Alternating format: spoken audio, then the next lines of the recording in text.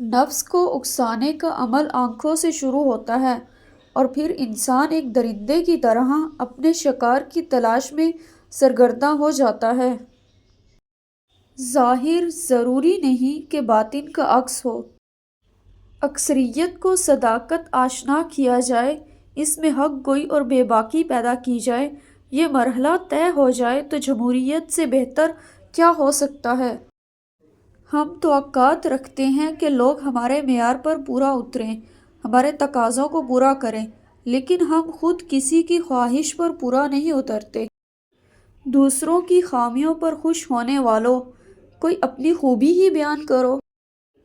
ہم پیمانے بناتے رہتے ہیں لیکن خود کو ماپنے کا وقت نہیں رکھتے۔ ایک سماج میں امیر اور غریب کے درمیان جتنا فاصلہ بڑھتا جائے گا، اتنی ہی اس سماج میں کرپشن بڑھے گی۔ انسان کے ذخیرہ الفاظ سے یہ معلوم کرنا آسان ہے کہ وہ آدمی کون سے علاقے کا رہنے والا ہے اور کون سے پیشے سے تعلق رکھتا ہے۔ اگر معاشرے میں باضمیر پیدا ہو گئے تو مردہ ضمیر ویسے ہی روپوش ہو جائیں گے۔ بلند فطرت انسان پست حالات سے گزریں تو بھی ان کا مزاج پست نہیں ہوتا۔